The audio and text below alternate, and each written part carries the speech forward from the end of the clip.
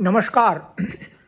मानव सभ्यता और शेष प्राणी नाम के इस चैनल में आपका स्वागत है और मैं एक बार फिर पुनः आपके समक्ष उपस्थित हूं एक नए विषय के साथ में। इससे पहले कि मैं अपना विषय प्रारंभ करूं, मैं आपको एक छोटी सी कहानी सुनाता हूं। शिक्षाप्रद कहानी है, सत्य भी है। एक बार स्वामी विवेकानंद लंदन गए। तो जब वो लंदन गए तो वो अपनी उसी वेशभूषा में थे जो वेशभूषा एक सन्यासी पहनता है। तो जब वो लंदन में गए जहाँ उनको जो है जाना था, जहाँ उनका व्याख्यान था, तो वहाँ एक व्यक्ति ने पूछा उनसे, अंग्रेजी में पूछा, मैं वे वाक्य भी आपके समक्ष बोल देता हूँ। तो उसने कहा कि why don't in your country has no good clothes for peoples.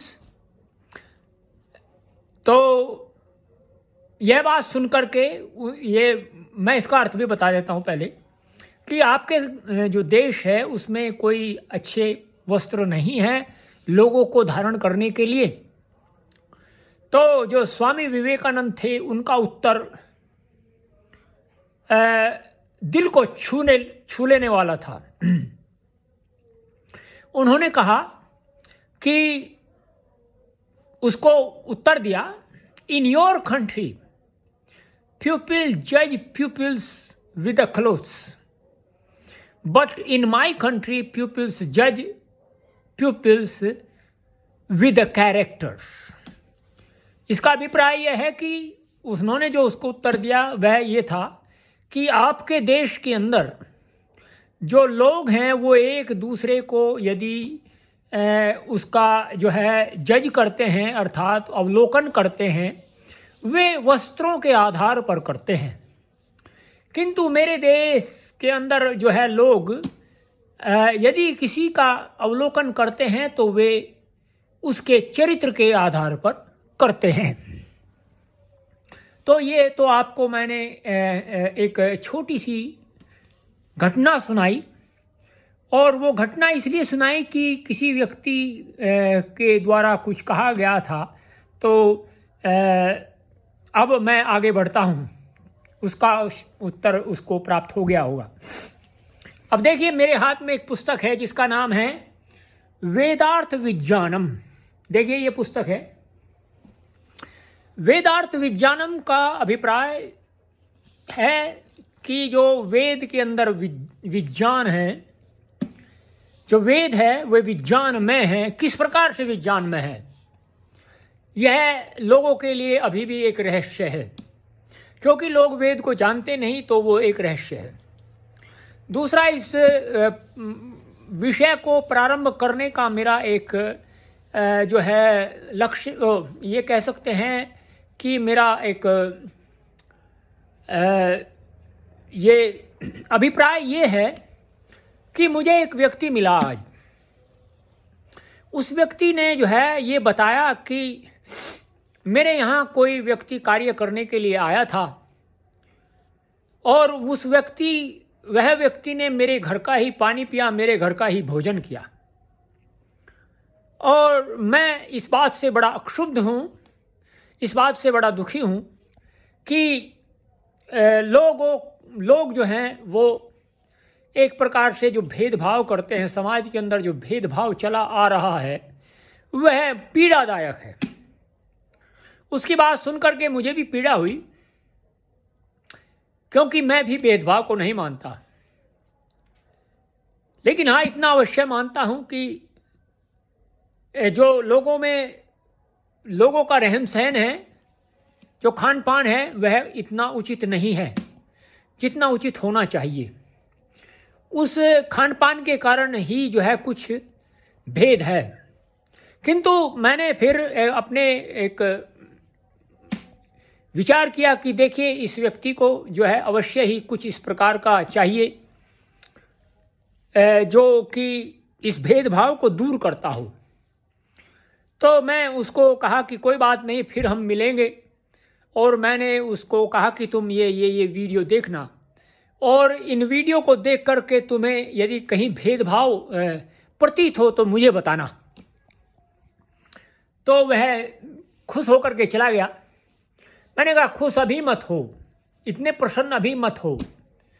हाँ, ये है कि उसको चरित्र में देखना कि ऐसा है अथवा नहीं है, क्योंकि जो मनुष्य की मन के अंदर धारणाएं होती है, वास्तविकता कभी कभी उससे बहुत विपरीत होती है। तो उसी बात को सोच करके मैंने जो है फिर एक मेरे मन में ये बात आई कि आज अवश्य ही जो है लोगों के समक्ष जो वेद है, वेद के अंदर वास्तव में क्या विज्ञान है और वह विज्ञान कितना लोगों के लिए आवश्यक है, क्या वह विज्ञान लोगों को वास्तव में सुख पहुंचा सकता है, जो लोगों के अंदर जो पीड़ा है क्या उस पीड़ा को वह हटा सकता है यदि मनुष्य उस विज्ञान की शरण में आए। तो उसी को ध्यान में रखते हुए आज मैं आपके समक्ष थोड़ा सा इसका वर्णन करता हूं। जो है मनुष्य इस पृथ्वी का सबसे सर्वश्रेष्ठ प्राणी माना जाता है।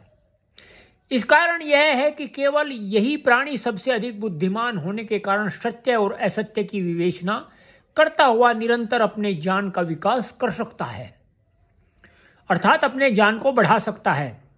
इस धरती के बाहर इस ब्रह्मांड में जहां कहीं भी इस प्रकार के विवेकशील प्राणी हैं, वे भी मनुष्य कहलाने के अधिकारी हैं। भले ही उनका शरीर कैसा भी क्यों न हो, धरती के इस सर्वश्रेष्ठ प्राणी मनुष्य के विषय में यह एक सच्चाई अवश्य है कि जन्म के समय इसका अन्य प्राणियों की अपेक्षा स्वाभाविक ज्ञान न्यून होता है। इस कारण इसको बाहरी ज्ञान की आवश्यकता होती है। मानव सृष्टि के आदि में ज्ञान व भाषा का विकास कैसे होता है। जो मानव सृष्टि जब प्रारंभ होती है तो उस समय ज्ञान, जिसको हम नॉलेज बोलते हैं, और भाषा, उसका जो है किस प्रकार से विकास होता है, इसको जानने के लिए वैदिक रश्मि विज्ञानम नामक ग्रंथ पठनीय है। एक और दूसरा ग्रंथ है, ये देखिए मैं आपके समक्ष से इसको भी पढ़ता हूँ। ये वैदिक रश्मि विज्ञानम नाम का एक ग्रंथ है, बहुत सुंदर ग्रंथ है। सच वास्तव में मैं ये कह सकता हूँ कि विज्ञान से ओतप्रोत ग्रंथ है ये। अब आगे क्या है, हम यहाँ उस विषय का पृष्ठ पेषण करना उपयुक्त नहीं समझते, जैसा कि हम वहाँ लिख चुके हैं कि सृष्टि के आदि में अग्नि, वायु, आदित्य एवं अंगिरा चार सर्वोच्च स्तर के आत्मा ब्रह्मांड से परा व पश्यंती तरंगों के रूप में संप्रजात समाधि में वेदवाणी को ग्रहण करते हैं। आपको इसके विषय में एक के बाद एक बताया जाएगा कि आखिर ये ऐसा कैसे होता है। ऐसा नहीं है कि आपको नहीं बताया जाएगा। एक एक प्रश्न का जो हो सकता है आपके अंदर उत्पन्न हो और उनका आपको उत्तर चाहिए, उसका यही आपको जो है उत्तर दिया जाएगा और सह प्रमाण दिया जाएगा। ऐसे नहीं दिया जाएगा जैसे लोग दे देते हैं। अब क्या फिर उस वाणी का यथार्थ विज्ञान समाधि अवस्था में ही ईश्वर के द्वारा प्राप्त होता है। इन चारों ऋषियों को क्रमशः ऋग्वेद, यजुर्वेद, सामवेद व अथर्ववेद का ज्ञान होता है। इसके संपूर्ण विज्ञान को पाठक वैदिक रश्मि विज्ञानम नामक ग्रंथ से अच्छी प्रकार समझ जाएंगे। जो यह पुस्तक है इसका भी मैं आपको बताता रहूँगा, इससे आप समझ जाएंगे। क्योंकि मैं ये आपको इसलिए बता रहा हूँ कि जो लोगों के मन में एक धारणा है वह धारणा टूटे, वह धारणा निर्मूल हो।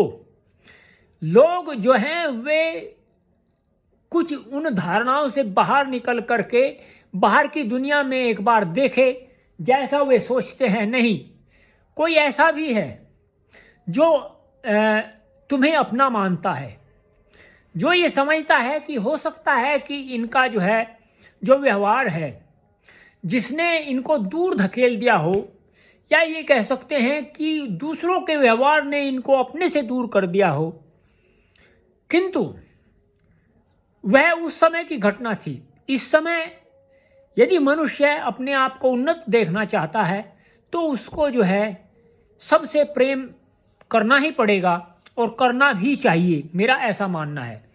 और सबको समान दृष्टि से भी देखना चाहिए। ऐसा नहीं है कि इस दृष्टि में भिन्नता हो, नहीं, समानता हो। हाँ, ये अवश्य है कि कुछ लोग हैं जिनको इस प्रकार से नहीं देखा जा सकता। वे उस प्रकार से हैं कि उनको आप कितना भी प्रयत्न करें वो कभी भी अपने में परिवर्तन नहीं कर सकते। लेकिन जो परिवर्तन कर सकते हैं, जो गले मिलना चाहते हैं, गले मिलने का अभिप्राय ये नहीं है कि वो आपको अपनी बाहों में ले, ऐसा नहीं है। हाँ, ये है आप में आपके साथ जुड़ना चाहते हैं किसी न किसी प्रकार से, आप उनको जोड़िए। तो वह जुड़ने की जो परंपरा है उसी को मैंने जो है उनको कहा कि नहीं, तुम्हें ऐसा नहीं है कि तुम जो है निराश अब हो या अपने आप को इस प्रकार का मानो कि नहीं अभी ऐसा नहीं, नहीं ऐसा नहीं है। अभी संसार में बहुत लोग हैं, वो कहते हैं ना कि कौन कहता है कि आसमां में छेद नहीं हो सकता, तबीयत से जरा पत्थर तो उछालो यारो। तो मेरा कहने का अभिप्राय ये है कि मनुष्य यदि प्रयत्न करे और वह प्रयास करे कि हाँ देखो मेरा मुझे जो चाहिए था वह प्राप्त हो गया, वह उसको प्राप्त हो सकता है, ऐसा नहीं है कि नहीं हो सकता। तो उसी कड़ी में मैं आगे बढ़ता हूँ। यहाँ हमें यह अवश्य विचार करना है कि सृष्टि की आरंभिक पीढ़ी के मनुष्यों का स्तर कैसा रहा होगा, उनका स्तर कैसा रहा होगा, क्या उनका स्तर वही होगा जो आज एक पूर्ण शिक्षित मनुष्य का होता है।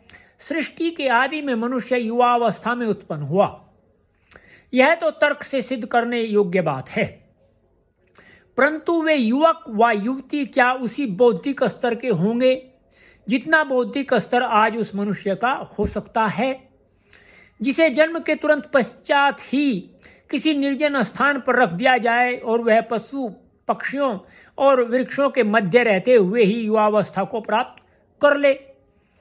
हमारी दृष्टि में यह बात सत्य नहीं हो सकती। यदि ऐसा होता तो प्रारंभिक पीढ़ी के मनुष्यों को वेद का ज्ञान कभी नहीं हो पाता।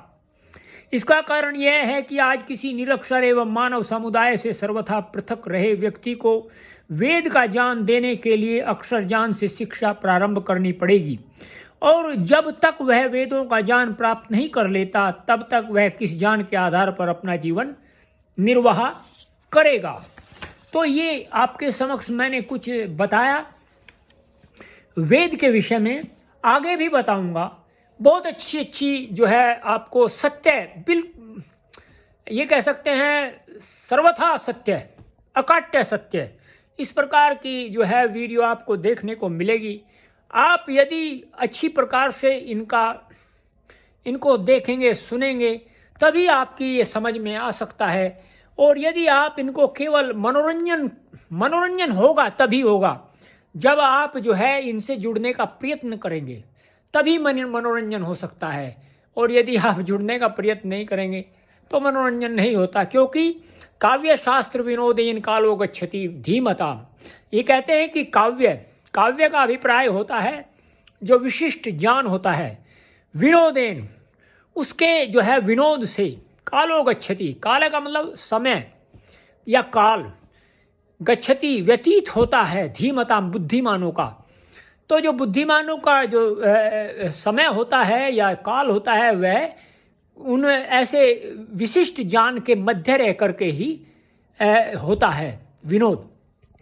तो आपको ये वीडियो अवश्य ही यदि पसंद आई हो तो आप इस चैनल को लाइक करिए, सब्सक्राइब करिए और शेयर करिए, और अधिक से अधिक वीडियो के लिए आप जो है हमसे जुड़े रहिए। आपको ऐसी ही वीडियो जो अत्यंत लाभकारी है, अत्यंत ही जो है गुणकारी हैं, आपको प्राप्त होती रहेंगी।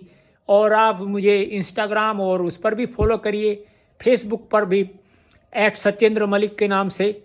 आपका बहुत बहुत आभार है। और इन्हीं शब्दों के साथ में आपसे मैं विदा लेता हूँ। नमस्ते।